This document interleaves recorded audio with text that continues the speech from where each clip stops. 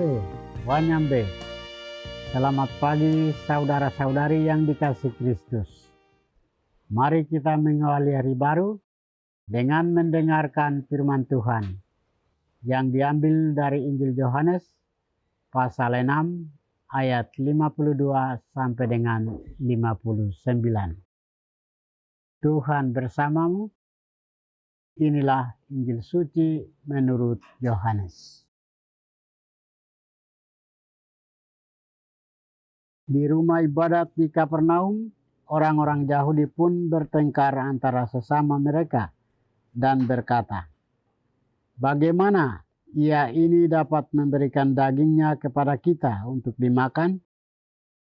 Karena itu, kata Yesus kepada mereka, "Sesungguhnya aku berkata kepadamu, jikalau kamu tidak makan daging anak manusia dan minum darahnya, kamu tidak mempunyai hidup di dalam dirimu. Siapa saja yang makan dagingku dan minum darahku, ia mempunyai hidup yang kekal, dan aku akan membangkitkan dia pada akhir zaman. Sebab dagingku benar-benar makanan, dan darahku benar-benar minuman. Siapa saja yang makan dagingku dan minum darahku, ia tinggal di dalam aku, dan aku di dalam dia. Sama seperti Bapa yang hidup mengutus aku, dan aku hidup oleh Bapa. Demikian juga, siapa saja yang memakan aku, akan hidup oleh aku. Inilah roti yang telah turun dari surga, bukan roti seperti yang dimakan nenek moyangmu, dan mereka mati. Siapa saja yang makan roti ini, ia akan hidup selama-lamanya." Semuanya ini dikatakan Yesus di Kapernaum ketika ia mengajar di rumah ibadat. Demikianlah sabda Tuhan. Saudara-saudari yang dikasihi Kristus, tema kita hari ini adalah menyatukan hidup dengan Kristus, Sang Sumber Hidup. Penulis Injil Yohanes hari ini kembali menjelaskan Yesus sebagai roti hidup yang memberi kehidupan kekal.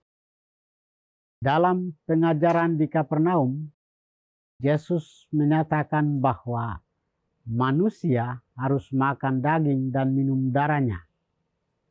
Pernyataan ini mengejutkan dan menimbulkan perdebatan karena dipahami secara jasmani. Namun, Yesus menegaskan bahwa hal itu adalah jalan menuju hidup kekal dan kebangkitan. Makna sebenarnya adalah persatuan yang mendalam dengan dirinya. Makan daging berarti menerima pengorbanannya di salib, dan minum darah berarti menerima hidup baru dari penebusannya. Yesus tidak ingin hanya dikagumi, tetapi dihayati dan diimani secara personal. Pemberian dirinya dirayakan dalam Ekaristi Kudus sebagai tanda kasih dan keselamatan. Melalui Ekaristi, umat dipersatukan dengan Kristus dan sesama menjadi satu keluarga Allah. Setiap orang yang menerimanya tinggal dalam Dia dan memperoleh hidup yang sejati dan kekal selamanya. Saudara-saudari terkasih, bagaimana dengan kita? Untuk mengenal secara lebih dalam tentang siapa diri Yesus, kita harus belajar dari pengalaman Saulus. Saulus adalah seorang terpelajar dan bersemangat. Ia sungguh percaya pada apa yang dia pelajari tentang agama Yahudi. Berdasarkan pengetahuan yang dimilikinya, dia memandang Yesus dan para pengikutnya adalah sekelompok orang yang sesat karena mencemarkan kesucian agama Yahudi. Maka dengan semangat yang berkobar-kobar, dia mengancam, menganiaya, memenjarakan, dan bahkan membunuh pengikut Kristus. Namun dia sadar bahwa di atasnya masih ada yang lebih berkuasa, yaitu imam besar.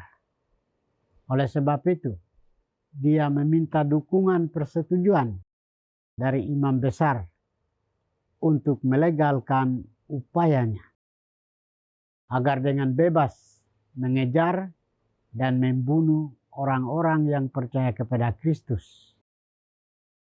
Manusia memiliki kekuatan besar untuk melakukan kekuasaan maupun kejahatan. Kasih karunia Allah jauh lebih berkuasa daripada manusia. Maka Allah dalam diri Kristus meruntuhkan kekuasaan dan kejahatan Saulus dengan membutakan matanya selama 3 hari. Pengalaman ini mengajarkan kita bahwa walau kita memiliki kuasa untuk melakukan apa saja, tetapi masih ada kuasa yang jauh melebihi kuasa kita, yaitu kuasa Allah. Sebagai pengikut Kristus, kita diundang untuk datang, bersatu, mengambil dan menyantap tubuh dan darahnya dalam Ekaristi Kudus. Tuhan memberkati kita. Marilah kita berdoa. Tuhan, pagi ini kami kembali naikkan puji dan syukur kepadamu.